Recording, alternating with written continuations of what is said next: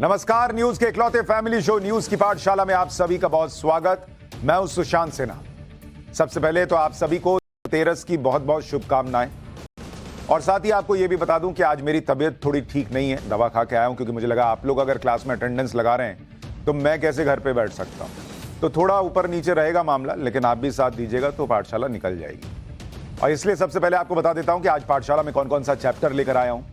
संजय सिंह ने कर दिया वो खुलासा जिससे केजरीवाल टेंशन में होंगे, आज उसके बारे में बात होगी। सुप्रीम कोर्ट ने केजरीवाल सरकार की क्लास क्यों लगा दी। पंजाब का वो काम जो हो जाता तो दिल्ली धुआं धुआं ना होती, आज इसका चैप्टर सबसे पहले खुलेगा। इसके बाद 1100 लॉकर से निकले करोड़ों के नोट किस नेता के निकले। राजस्थान के लॉकर कांड में क्या बड़ा खुलासा होने वाला है, आज इसका चैप्टर भी होगा। फिर बात होगी पटना वाले खान सर की। 5 लाख का जुर्माना लगने का सच क्या है खान सर पर। आईएएस बनाने के नाम पर खेला करने वाले कोचिंग संस्थानों का चैप्टर खोलूंगा।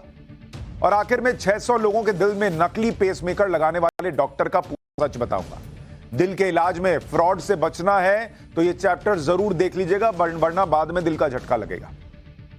और आखिर में किस्सा अनसुना, जिसमें आपको बताऊंगा कि टीचर के फेंके गए चौक के टुकड़े क्यों इकट्ठा किया करते थे नरेंद्र मोदी। लेकिन पाठशाला में पहले दिन भर की बड़ी खबरों का रिवीजन, उसके बाद पहला चैप्टर।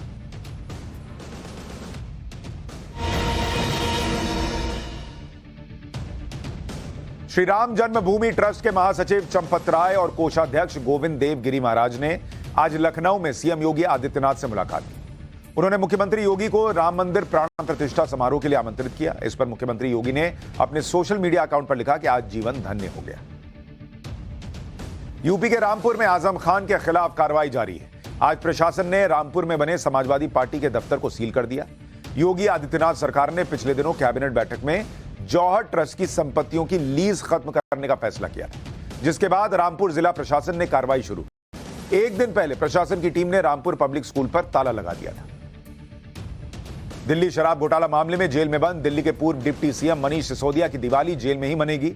मनीष सिसोदिया को राउज एवेन्यू कोर्ट ने उनकी बीमार पत्नी से 5 दिन तक मुलाकात करने की इजाजत नहीं दी। मनीष सिसोदिया को सिर्फ 1 दिन के लिए पुलिस हिरासत में पत्नी से मिलने की इजाजत मिली है। कोर्ट के आदेश के मुताबिक मनीष सिसोदिया कल यानी शनिवार की सुबह 10 बजे से लेकर शाम 4 बजे तक अपनी पत्नी से मिल सकते हैं। बिहार के पूर्व सीएम जीतन राम मांझी ने नीतीश कुमार पर बड़ा बयान दिया है। मांझी ने कहा कि नीतीश कुमार को खाने में जहरीली चीजें दी जा रही हैं। नीतीश कुमार के बयानों से साफ दिख रहा है कि उनके साथ सब ठीक नहीं है। मांझी ने बिहार में राष्ट्रपति शासन लगाने की भी मांग की। आज धनतेरस के मौके पर बाजारों में रौनक के साथ साथ सड़कों पर गाड़ियों का सैलाब उमड़ पड़ा, जिसकी वजह से दिल्ली एनसीआर समेत गुरुग्राम में लंबा लंबा जाम लगा हुआ है। हालात ये हो गए कि लोग घंटों जाम में फंसे रहने को मजबूर हैं। इराक में अमेरिका के मिलिट्री पर बड़ा ड्रोन अटैक हुआ है। इस हमले के पीछे ईरान समर्थित विद्रोही गुटों का हाथ बताया जा रहा है। मिलिट्री बेस पर हमले के बाद वहां तेल के डिपो और हथियारों के गोदाम में भीषण आग लग गई।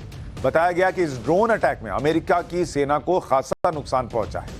एक दिन पहले ही अमेरिका ने सीरिया में ईरान समर्थित विद्रोहियों पर हमला किया था और माना जा रहा है कि उसी हमले का जवाब देने के लिए अमेरिका के मिलिट्री बेस को निशाना बनाया गया है। पाठशाला की पहली क्लास और इसमें संजय सिंह के उस खुलासे का चैप्टर जिससे केजरीवाल टेंशन में होंगे। संजय सिंह ने केजरीवाल के बारे में ऐसा क्या कह दिया कि सनसनी फैल गई, और सुप्रीम कोर्ट ने केजरीवाल सरकार की क्लास क्यों लगाई। पंजाब का वो काम जो हो जाता तो दिल्ली धुआं धुआं ना होती। सबसे पहले इसका चैप्टर।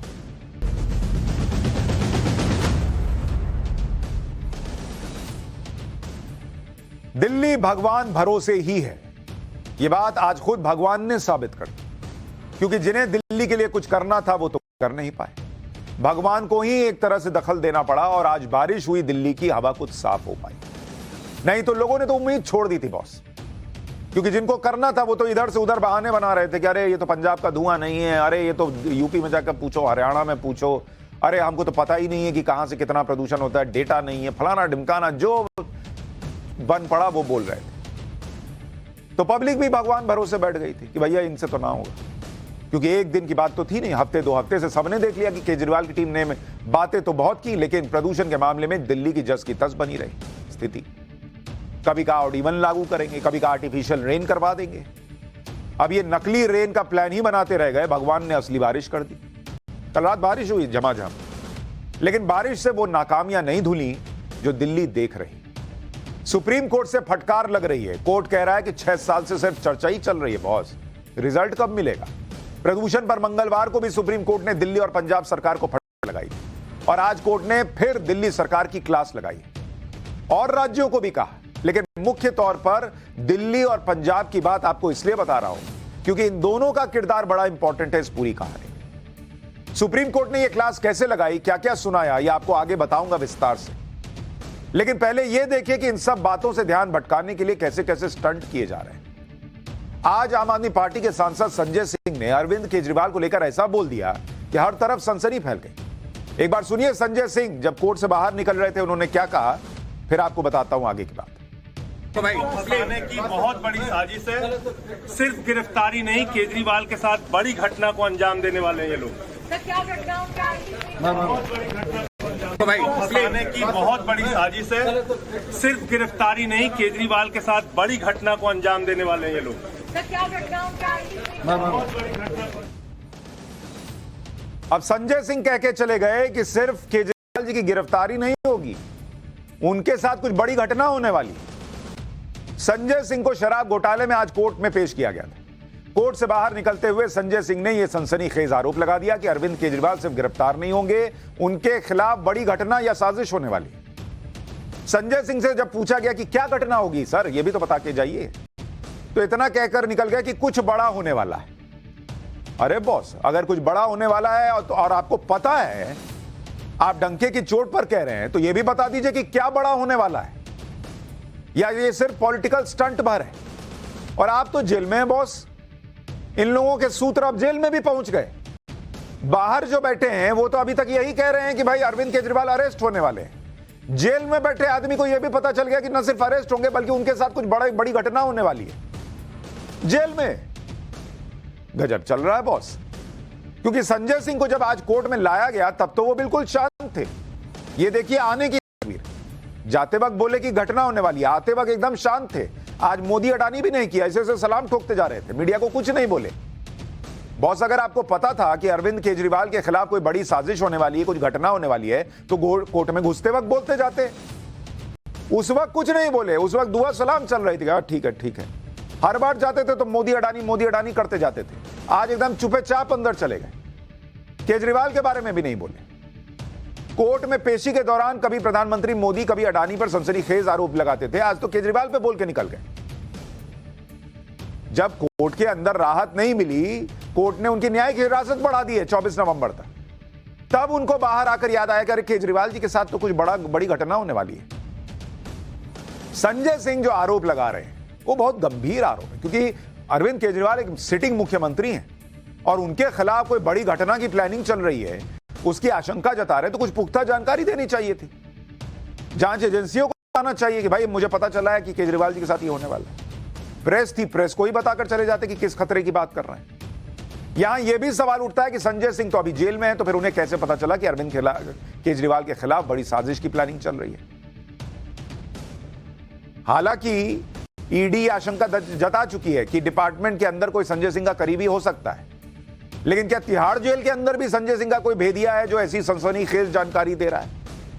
संजय सिंह के बयान के बाद पूरी आम आदमी पार्टी उनके बयान को शेयर करके सियासी माहौल भी बना रही है, जबकि यह गंभीर आरोप है। संजय सिंह नहीं तो आम आदमी पार्टी को कानून की मदद लेनी चाहिए, यह बताना चाहिए कि संजय सिंह किस आधार पर ऐसा आरोप लगा रहे हैं कि केजरीवाल के साथ बड़ी घटना होने वाली है। लेकिन बोलने को तो सब बोल देते हैं, फिर निकल गए। अब आप और हम चर्चा करते रहे।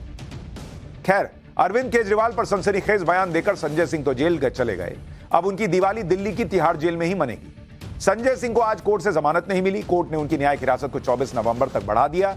इसी तरह आम आदमी पार्टी के एक और बड़ा है मनीष सिसोदिया, वो भी शराब घोटाले में तिहाड़ जेल में बंद है, उनकी भी दिवाली जेल में ही मनेगी। जब ईडी ने अरविंद केजरीवाल को शराब घोटाले में समन भेजा था तो आम आदमी पार्टी ने कहना शुरू किया था कि अरविंद केजरीवाल भी गिरफ्तार होने वाले।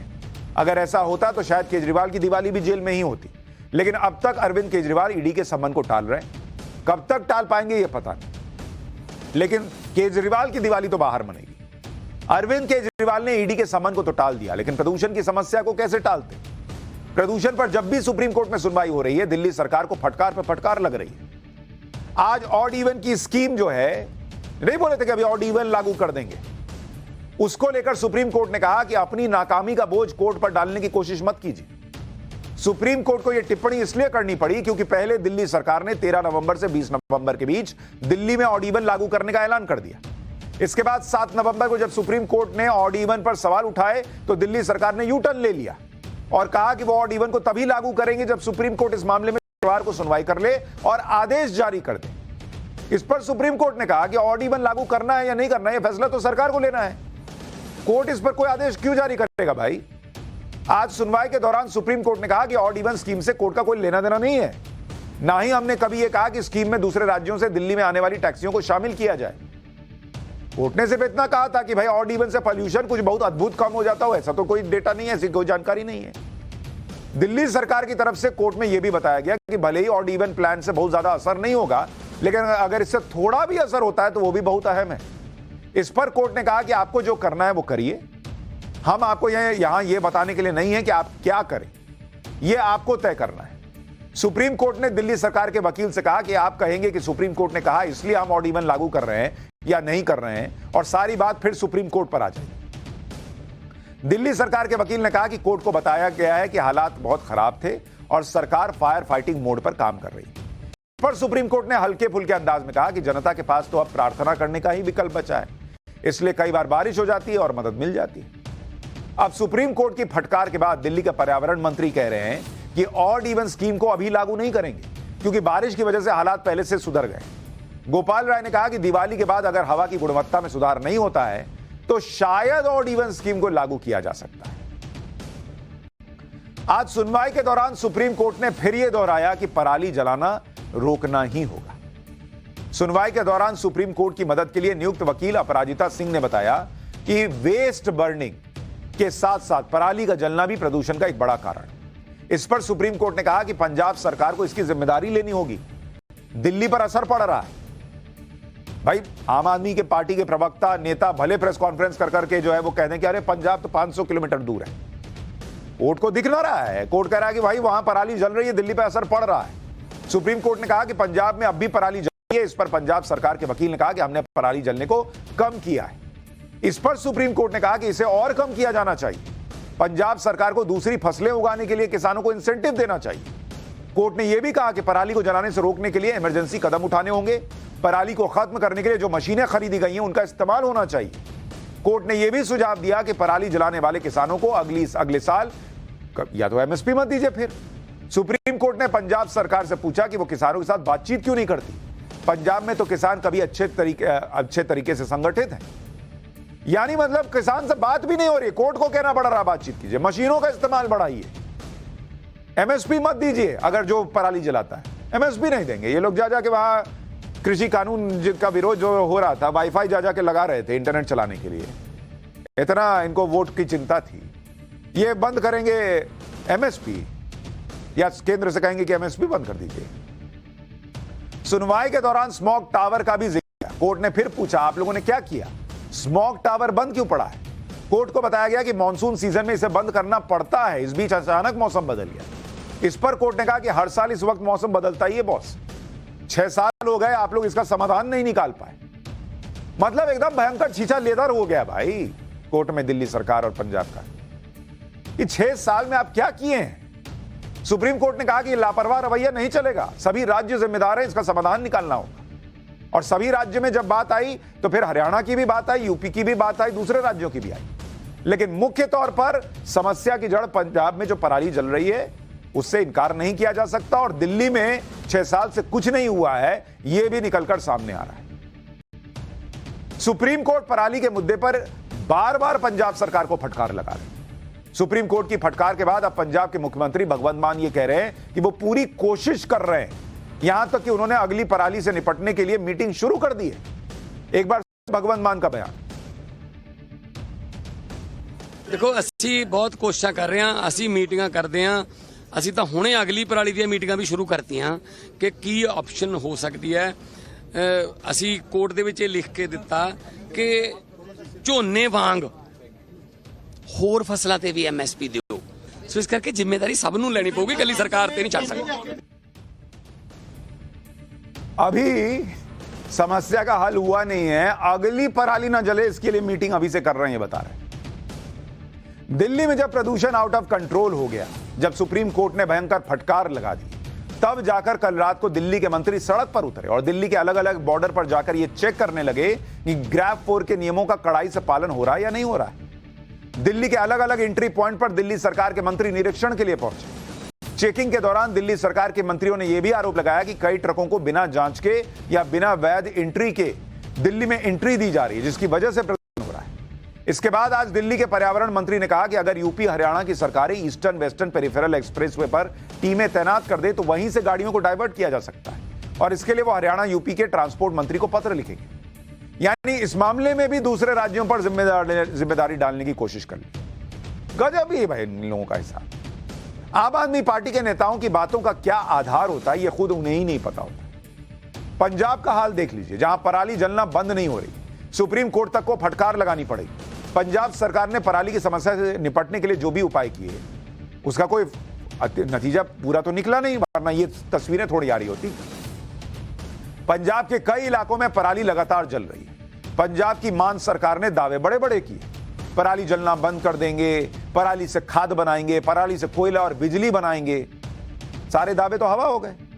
हालांकि पंजाब सरकार ने कुछ कदम जरूर उठाए, लेकिन वो भी नाकाफी साबित हो रहे हैं। पिछले कुछ दिनों में किस तरह से पराली जलने के मामले सामने आ रहे हैं, अगर आप उसको देखेंगे तो आपको समझ में आएगा कि क्यों कोर्ट को पंजाब को फटकार लगानी पड़ी। यहां भले नकार दीजिए ना पंजाब बहुत दूर है।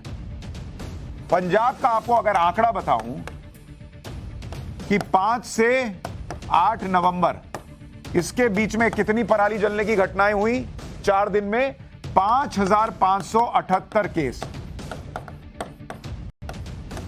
पराली जलने के, 5578 केस 4 दिन के अंदर। और 15 सितंबर से अगर आप देखिएगा, 15 सितंबर से लेकर और 8 नवंबर तक ये करीब करीब आपका बैठता है 23 दिन। इस दौरान 22,981 घटनाएं हुई हैं पराली जलने की, सिर्फ अकेले कहां, पंजाब के अंदर। 23 दिन में 22,000 केसेस आ चुके हैं, 22,981, मतलब करीब करीब हर दिन 1000 का एवरेज बैठता है। और आम आदमी पार्टी डिनायल मोड में। क्यों भाई? क्योंकि अब वहां उनकी सरकार बनी। दिल्ली पोल्यूशन कंट्रोल कमेटी यानी डीपीसीसी की स्टडी के मुताबिक दिल्ली में 1 नवंबर से 15 नवंबर के बीच पोल्यूशन अपने पीक पर रहता है, जब पंजाब और हरियाणा में पराली जलाने के मामले बढ़ जाते हैं। इस बार 3 नवंबर के बाद से दिल्ली में 6 दिन प्रदूषण का स्तर गंभीर रहा है, जिसमें खास तौर पर पंजाब से आई पराली का धुआं एक मुख्य कारण था। सूत्रों का दावा है कि 15 सितंबर से 7 नवंबर तक पराली जलाने के 93% केस पंजाब के थे। केंद्र सरकार का आरोप है कि पराली न जलाने के लिए किसानों को पंजाब ने विकल्प मुहैया नहीं कराया, जबकि केंद्र का दावा है कि उसने पराली के निपटारे वाली मशीनों के लिए 1426 करोड़ रुपए पंजाब को दिए थे। लेकिन यह किस मशीन की बात हो रही है जिसका पैसा केंद्र ने दे दिया, जिसकी बात सुप्रीम कोर्ट कर रहा है? देखिए, ऐसा नहीं है कि हर किसान पराली जलाना चाहता है, वो भी नहीं चाहता कि प्रदूषण के लिए उसे ब्लेम किया जाए, लेकिन उसके पास ऑप्शन क्या है? पंजाब में किसानों से कहा गया था कि उन्हें बेलर मशीन उपलब्ध कराई जाएगी। अब आप कहेंगे बेलर मशीन क्या है बॉस? बेलर ऐसी मशीन होती है जो खेत में पराली की बड़ी बड़ी गांठें बना देती है। तस्वीर देखिए, इसको ऐसा गोला गोला करके गांठ बना देती है और गांठों को किसान बेचकर कमाई कर सकता है। यानी किसानों को पराली खेत में जलाने की जरूरत ही नहीं पड़ती। बेलर मशीन खेत से सारी पराली जमा कर लेती है और उसके बाद खेत को सिर्फ जोतना पड़ता है और वो नई फसल के लिए तैयार हो जाती है। लेकिन समस्या यह है कि बेलर मशीनों की ही कमी है पंजाब में। इसी के लिए तो केंद्र कह रहा है कि हमने पैसा दिया, कहां है मशीन? एक तो बेलर होती है जो खेत में पराली की गांठें बना देती है, दूसरी मशीन होती है सुपर सीडर जो एक साथ 2 काम करती है, पराली को भी खत्म करती है और खेत को तैयार करके नई फसल की बीज भी बो देती है। लेकिन जब किसानों को ना बेलर उपलब्ध होती है ना सुपर सीडर उपलब्ध है, तो वो मजबूरी में खेत की पराली को जला देता है, क्योंकि उन्हें नई फसल के लिए अपना खेत तैयार करना होता है। ये देखिए, ये है सुपर सीडर और उनके पास नई फसल की बुआई के लिए समय भी बहुत कम होता है। किसान कह रहे हैं कि बेलर उपलब्ध नहीं है। इस बात को पंजाब सरकार के आंकड़ों से ही समझ लीजिए। इस साल 1850 बेलर मशीन बांटने का प्रस्ताव बनाया गया, बाद में इसे खुद ही कम करके 1300 बेलर मशीन करने की बात कही और अभी तक सरकार सिर्फ 500 बेलर मशीन ही किसानों को उपलब्ध करा पाई। मतलब अपना टारगेट खुद घटाए, वो भी पूरा नहीं कर पाए। पिछले 5 साल में पंजाब सरकार सिर्फ 768 बेलर मशीन किसानों को दे पाई है। कुल 1268 बेलर मशीनें सब्सिडी पर दी गई हैं, 700 प्राइवेट बेलर मशीनें हैं, यानी लगभग 2000 के करीब मशीनें पंजाब में। और यह बहुत कम संख्या है क्योंकि पंजाब में धान की अच्छी खासी खेती होती है। इतनी कम बेलर मशीनें पंजाब में पराली की समस्या को खत्म नहीं कर सकती क्योंकि पंजाब में 32 लाख हेक्टेयर में धान की खेती होती है और इसमें करीब 6 लाख हेक्टेयर में बासमती धान की खेती होती है। इससे 22 मिलियन टन यानी 220 लाख टन पराली निकलती है और 2000 बेलर मशीनें सिर्फ 33 लाख टन पराली का ही निपटारा कर सकती है, यानी समस्या का मात्र 15% समाधान।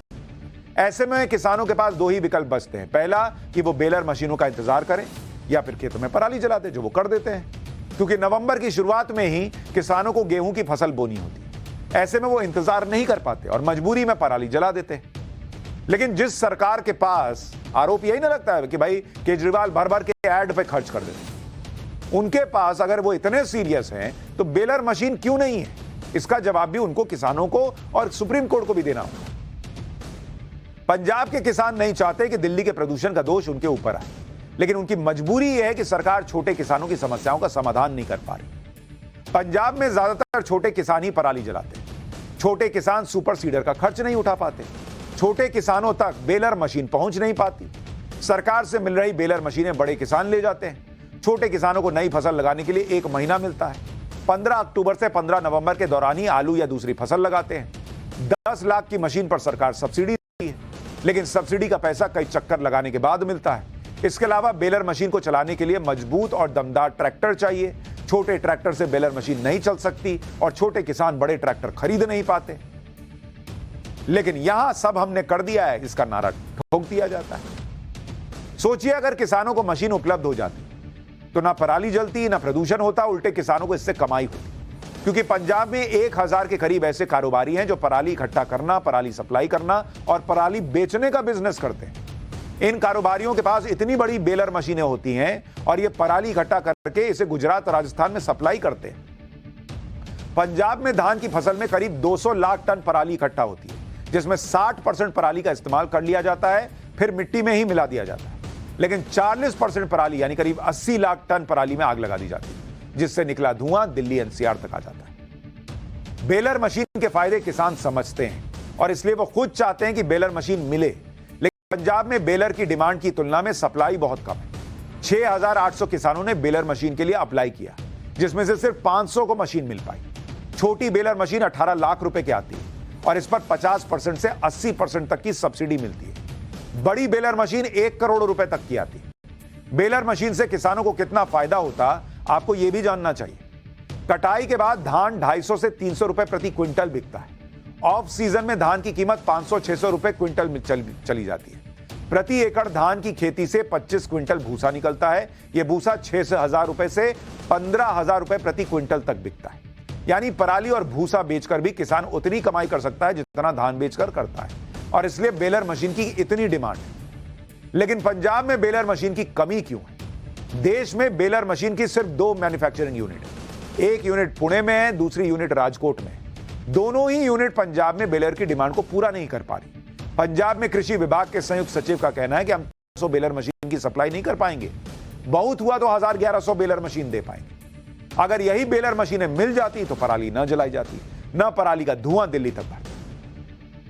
लेकिन डांट पे डांट पड़ रही है और इधर इससे कहानियां सब सुनाई जा रही हैं। अब देखिए, अभी तो भगवान ने बारिश कर दी। अब भगवान भरोसे जब तक सांस ले सकते हैं लीजिए, नहीं तो फिर खाइएगा धुआं। पाठशाला में अब उस लॉकर का चैप्टर जिसे खोला गया तो वो निकला जिसे देखकर सब हैरान रह गए। 1100 लॉकर से निकले करोड़ों के नोट किस नेता के निकले? राजस्थान के लॉकर कांड में बड़ा खुलासा होने वाला है क्या? अब इसका चैप्टर।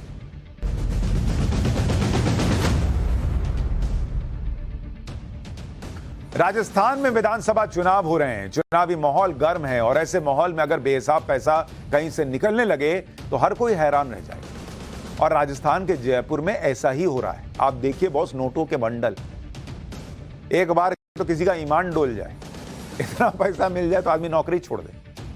जयपुर में गणपति प्लाजा नाम का मार्केट है। यहीं पर रोयरा सेफ्टी वॉलेट्स नाम से लॉकर उपलब्ध कराए जाते हैं। अब इस पर इनकम टैक्स डिपार्टमेंट का शिकंजा कस चुका है। आज यहां जब लॉकर खोले गए, बॉस इतना कैश निकला है कि आंखें फटी की फटी रह गई। 500 की गड्डियां निकली। गणपति प्लाजा के लॉकर्स पर पिछले 1 महीने से आयकर विभाग की नजर है। यहां के लॉकर्स से पहले भी बेहिसाब पैसा निकल चुका है। आयकर विभाग की टीम ने आज इन लॉकर्स को तोड़कर कैश निकाला और अभी तक की गिनती में 1 करोड़ से ज्यादा कैश, कुछ डॉक्यूमेंट्स और विदेशी मुद्रा बरामद हुई। जयपुर से हमारे सहयोगी की एक रिपोर्ट देखिए और दिल थाम के देखिए। इतना नोट देख के कहीं दिल में कुछ हो ना जाए। कि पिछले करीबन 1 महीने से ये रेड लगातार जारी, जब से राज्यसभा सांसद डॉक्टर किरोड़ीलाल मीणा ने इस पर आरोप लगाया था। और ये वही रोयरा सेफ्टी वॉलेट्स है जहां पर ये कार्रवाई हुई है। ये तस्वीरें मैं आपको दिखा रहा हूं और अंदर की तस्वीरें मैं आपको दिखाने की कोशिश करता हूं। पर आप देखेंगे कि किस तरीके से लॉकर्स से नोट उगल रहे हैं, लॉकर्स जो है वो नोट उगल रहे हैं। वो तस्वीरें मैं आपको दिखाने की कोशिश करता हूं। देखिए, ये आप सामने देखेंगे। विजय भवानी से कहूंगा जरा जूम करके दिखाएं किस तरीके से सूटकेस चकाचक भरे हैं और टेबल के ऊपर जो नोट रखे हुए हैं। बताया जा रहा है कि करीब 1 करोड़ से ऊपर की ये राशि बताई जा रही है। इसके अलावा अगर हम पिछले दिनों की बात करें तो अब तक तकरीबन 9 करोड़ कैश और 12 किलो सोना बरामद हो चुका है।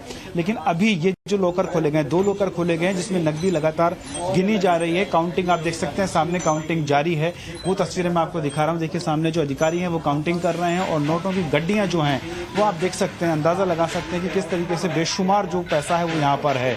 फिलहाल किसका है ये आधिकारिक रूप से कोई भी कुछ कहने के लिए तैयार नहीं है।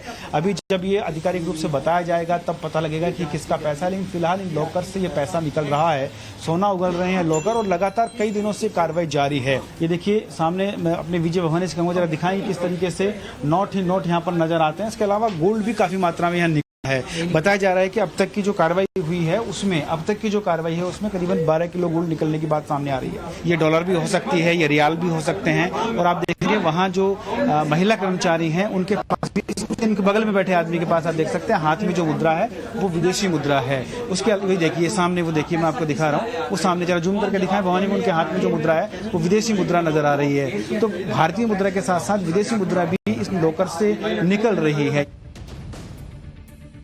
बॉस इतना नोट निकल रहा है कि नोट गिनने वाली मशीन बीच में बोलती होगी कि थोड़ा मैं पानी पी लूं, गिन गिन के थक गई। आपको याद होगा कि पिछले महीने बीजेपी सांसद किरोड़ीलाल मीणा ने गणपति प्लाजा के लॉकर्स में काला धन होने का आरोप लगाया था। सांसद किरोड़ीलाल मीणा सीधे गणपति प्लाजा में मौजूद लॉकर्स तक पहुंच गए थे।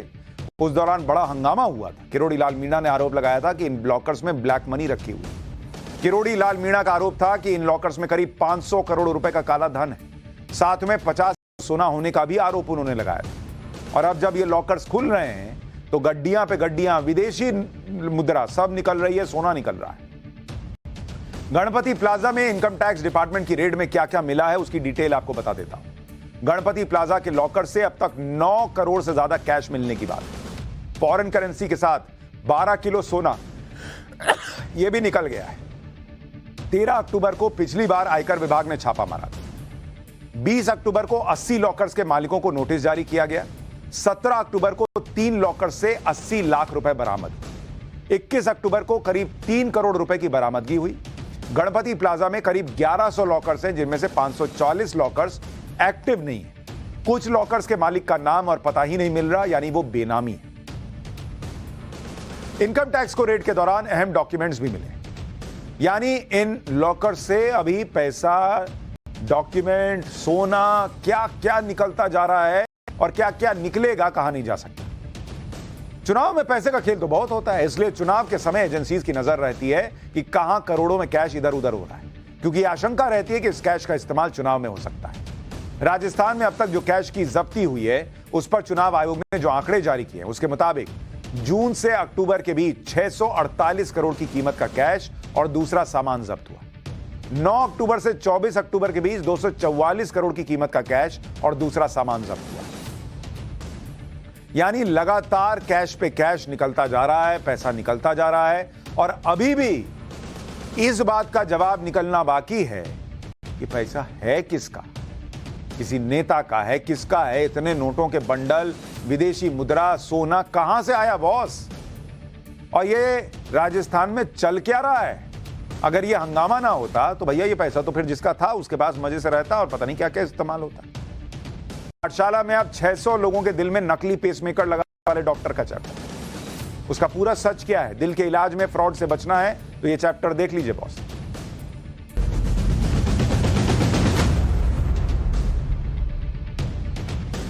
जब भी हम और आप बीमार होते हैं तो सबसे पहले डॉक्टर के पास जाते हैं, लेकिन अगर वही डॉक्टर जो जान बचाता है वो जान लेने पर उतारू हो जाए तब क्या कीजिएगा? फिर किसके पास जाइएगा? फिर तो सीधा भगवान के पास जाना पड़ेगा। आज ऐसे ही एक डॉक्टर की काली करतूत के बारे में बताऊंगा। इस डॉक्टर ने जो कांड किया है वो सुनकर आपके होश उड़ जाएंगे। आरोप है कि दिल का इलाज करने के नाम पर एक डॉक्टर ने 600 से ज्यादा मरीजों को नकली पेसमेकर लगा दिया जो दिल में लगता है। दावा तो यह भी है कि नकली पेसमेकर की वजह से कई मरीजों की मौत हो चुकी है। दिल के किसी मरीज को पेसमेकर की जरूरत क्यों पड़ती है और नकली पेसमेकर की पहचान कैसे की जा सकती है, आज इसके बारे में आपको डिटेल से बताऊंगा। क्योंकि पेशेंट को थोड़ी पता है, वो तो लेटा हुआ है, पेसमेकर लग रहा है, उसके बाद डॉक्टर ने कहा कि वेल डन, बहुत अच्छा, आपका लग गया, अब आप ठीक हैं, जाइए घर जाइए। उसको क्या पता अंदर क्या लगा है, असली लगा है नकली लगा है। इसके बारे में मैं आपको बताऊंगा कि कैसे पता चलेगा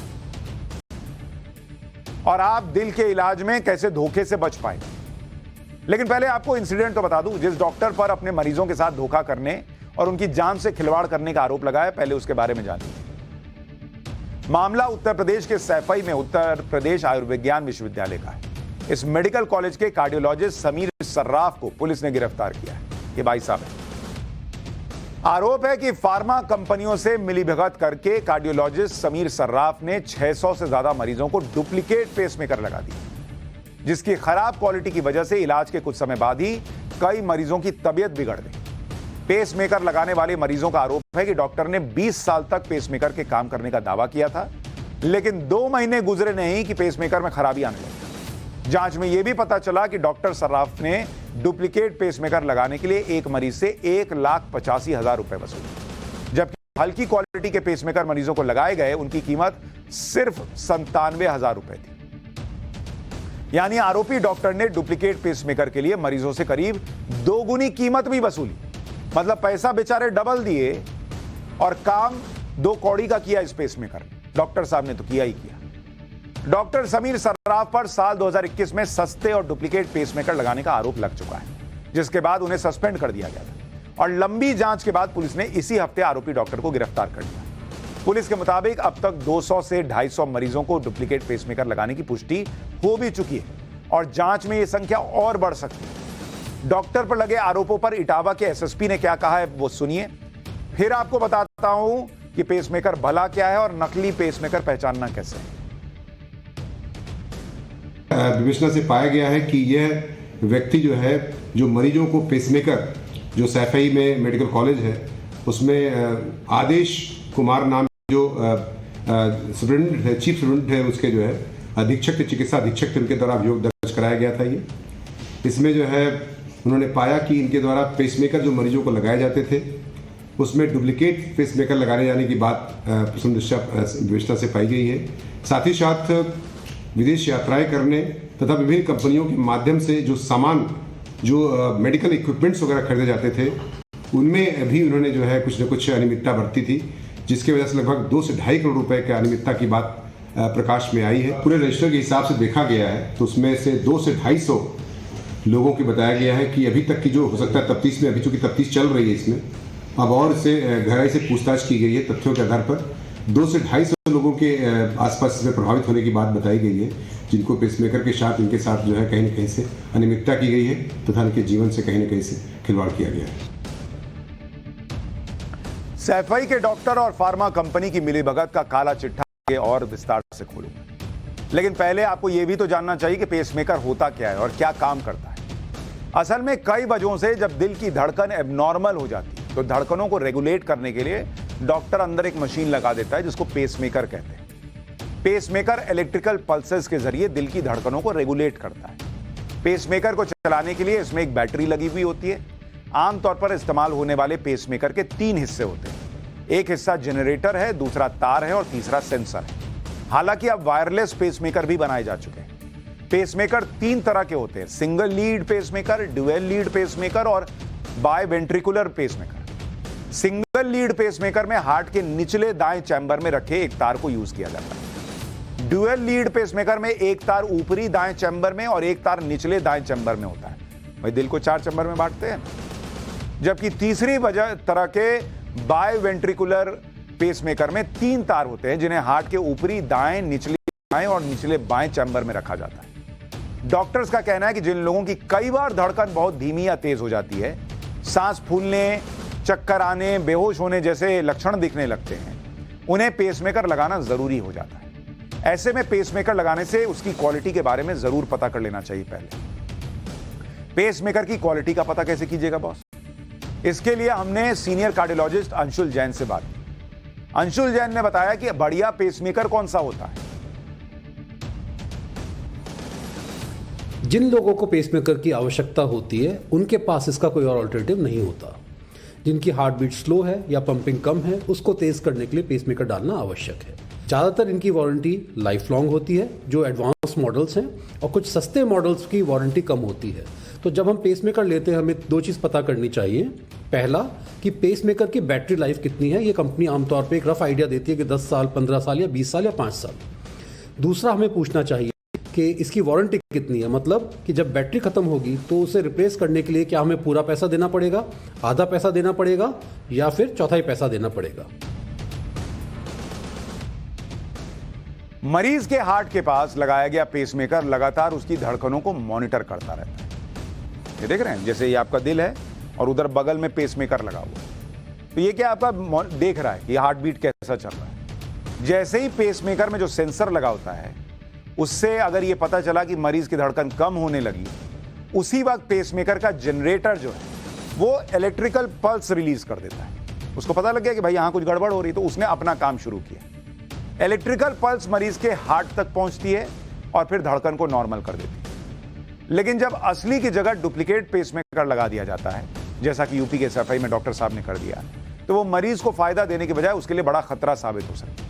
क्योंकि बैटरी खराब हो जाए तो पेसमेकर काम करना बंद कर देगा। अभी बता ना रहे थे डॉक्टर, सबसे पहले तो यही पूछना चाहिए कि बैटरी कितने दिन चलती है। साथ ही पेसमेकर में लगे सेंसर अच्छी क्वालिटी के नहीं होंगे तो मरीज के दिल की धड़कन की सही जानकारी ही नहीं मिल पाएगी। ऐसे में धड़कन को नॉर्मल करने के लिए पेसमेकर से इलेक्ट्रिकल पल्स भी हार्ट तक नहीं पहुंचेगी। मतलब जिस काम के लिए पैसा खर्च किए, जिस काम के लिए दिल में लगाए, उसको पता ही नहीं चल रहा है कि हार्ट में गड़बड़ी हो रही है नहीं हो रही, क्या काम करेगा। लेकिन डुप्लीकेट पेसमेकर के खतरे का अंदाजा होते हुए भी सैफई के डॉक्टर ने अपने फायदे के लिए मरीजों की जान से खिलवाड़ कर दिया। इसलिए यह भी जानना जरूरी है कि पेसमेकर फिट करने के लिए किस तरह की सर्जरी होती है। असल में कंधे के पास एक बोन होती है जिसे कॉलर बोन कहा जाता है। किसी मरीज में पेसमेकर फिट करने के लिए इस कॉलर बोन के पास छोटा सा चीरा लगा दिया जाता है। देख रहे हैं, चीरा लगा और उसमें से अंदर चला जाता है पेसमेकर। इस चीरे के जरिए पेसमेकर के तार को हार्ट के चैम्बर तक पहुंचाया जाता है। इस पूरी प्रोसेस की मशीन की मदद से मॉनिटरिंग होती है। जब पेसमेकर का तार हार्ट में तय जगह पर पहुंच जाता है तो फिर उस तार के बाहरी सिरे पर पेसमेकर को फिट कर दिया जाता है। आरोप है कि जब पीड़ित मरीज सैफई के मेडिकल कॉलेज में रूटीन जांच के लिए पहुंचे तो डॉक्टर समीर सर्राफ ने बिना मरीज या उनके परिवार को जानकारी दिए ऑपरेशन थिएटर में ले जाकर टेम्पररी तौर पर डुप्लीकेट पेसमेकर फिट कर दिया। अलग अलग मीडिया रिपोर्ट्स में दावा किया गया है कि जब मरीज ने दूसरी जगह पेसमेकर लगाने की बात कही तो आरोपी डॉक्टर ने यह कहकर डरा दिया कि इस हालत में कहीं नहीं जा सकते, जिसके बाद आरोपी डॉक्टर की बताई मनमानी कीमत पर मरीजों को मजबूरी में उसी डॉक्टर से पेसमेकर लगवाना पड़ा। इस बीच पुलिस की जांच में पता चला है कि आरोपी डॉक्टर ने डुप्लीकेट पेसमेकर लगाने के लिए किसी फार्मा कंपनी से समझौता किया। आरोप के मुताबिक आरोपी डॉक्टर ने मरीजों को ब्रांडेड कंपनी के नाम पर डुप्लीकेट पेसमेकर लगाकर मोटा पैसा कमाया। इसके साथ ही डुप्लीकेट पेसमेकर मुहैया करवाने वाली कंपनियों ने आरोपी डॉक्टर को पूरे परिवार के साथ 8 बार विदेशी यात्रा भी करवाई। आरोप तो यह भी है कि डुप्लीकेट पेसमेकर की काली कमाई से डॉक्टर समीर सर्राफ ने कई बार अपने बेटे के जन्मदिन की पार्टी भी विदेश में सेलिब्रेट की। यहां लोग मरने की कगार पे थे, ये भाई विदेश घूम रहे थे आरोप लग रहा है, और बेटे का बर्थडे विदेश में मना रहे थे। वाह बॉस, क्या डॉक्टर है। सैफई में मरीजों के दिल का सौदा करने वाले डॉक्टर पर फार्मा कंपनियों की मिलीभगत का आरोप लगा। हालांकि डॉक्टर्स और फार्मा कंपनियों के बीच सांठगांठ का आरोप ये कोई नया नहीं है। एक रिपोर्ट के मुताबिक साल 2015 से 2017 के बीच फार्मा कंपनियों की तरफ से डॉक्टर्स पर हर साल करीब 16,000 करोड़ रुपए खर्च किए गए। रिपोर्ट के मुताबिक करीब 67% डॉक्टर्स ऐसे हैं जिन्हें फार्मा कंपनियों ने किसी न किसी तरह से फायदा पहुंचाया, और इसकी सबसे बड़ी वजह फार्मास्यूटिकल इंडस्ट्री का तेजी से बढ़ता कारोबार है। साल 2021 में भारत में फार्मास्यूटिकल इंडस्ट्री का कारोबार करीब 3,36,000 करोड़ रुपए, जिसके 2030 तक 10,40,000 करोड़ रुपए तक पहुंचने का अनुमान है। आप सोच रहे हैं ये जो आंकड़ा है, आप इसको देखिए कि कहां ये जा रहा है कि फार्मा कंपनियां जो हैं उनका कारोबार कितना था, 3,36,000 करोड़ का कारोबार है फार्मा कंपनी का, 3,36,000 करोड़। और 2030 तक ये बढ़कर कितना हो जाएगा, 10 लाख करोड़ के पार। 10 लाख करोड़, आप समझते हैं कितने देशों की अर्थव्यवस्था इतनी बड़ी नहीं होगी जितना फार्मा कंपनीज का काम है। और भारत में मेडिकल उपकरणों का मौजूदा बाजार जो है, मेडिकल उपकरण का जो बाजार है, मेडिकल उपकरण, इसका बाजार जो है वो करीब करीब 88,000 करोड़ रुपए का है। 88,000 करोड़ रुपए, इतना बड़ा मार्केट। और इसीलिए देखिए, पैसा ना बहुत अच्छी चीज भी है जीवन में, लेकिन कई बार पैसा ना दिमाग को बर्बाद भी कर देता है। और ऐसा नहीं है कि भाई ज्यादातर डॉक्टर अच्छे ही, इसीलिए डॉक्टर को भगवान कहा जाता है। लेकिन आप देखिए 2 बैक टू बैक स्टोरीज जो हम आपको कर रहे हैं, पैसा कमाने के चक्कर में कोचिंग इंस्टीट्यूट्स क्या कर रहे हैं और पैसा कमाने के चक्कर में डॉक्टर क्या कर रहे हैं। और दोनों जगह भविष्य की जिंदगी की बात है। एक तरफ छात्रों की जिंदगी की बात है, एक तरफ इंसान की जिंदगी की बात है। लेकिन दिमाग में पैसे का घुस गया तो कर दिया कांड।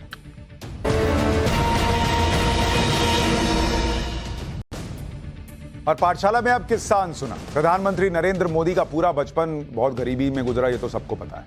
अपने बचपन को याद करते हुए कई बार पीएम मोदी भावुक भी हुए। आज गरीबी में बीते पीएम मोदी के बचपन का एक किस्सा आपको सुनाता हूं, जो शायद ही आपने सुना हो। एक इंटरव्यू में प्रधानमंत्री ने बताया भी था कि जब वो छोटे थे तो उनके परिवार की आर्थिक स्थिति अच्छी नहीं थी, उनके लिए संभव नहीं था कि वो नए जूते खरीद सके। एक बार जब नरेंद्र मोदी के मामा ने उन्हें सफेद जूते खरीद कर दिए तो जूतों का रंग सफेद था तो जूते जल्दी गंदे हो जाते थे। लेकिन नरेंद्र मोदी के पास उस वक्त सफेद पॉलिश खरीदने के लिए पैसे नहीं होते थे। ऐसे में उन्होंने एक तरीका निकाला।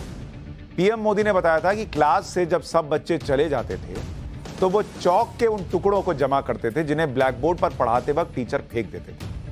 इसके बाद नरेंद्र मोदी घर पर जाकर चौक के इन टुकड़ों का पाउडर बनाते थे, फिर उसको भिगोते थे और पॉलिश की तरह लगाकर सफेद जूतों को नए की तरह चमका देते।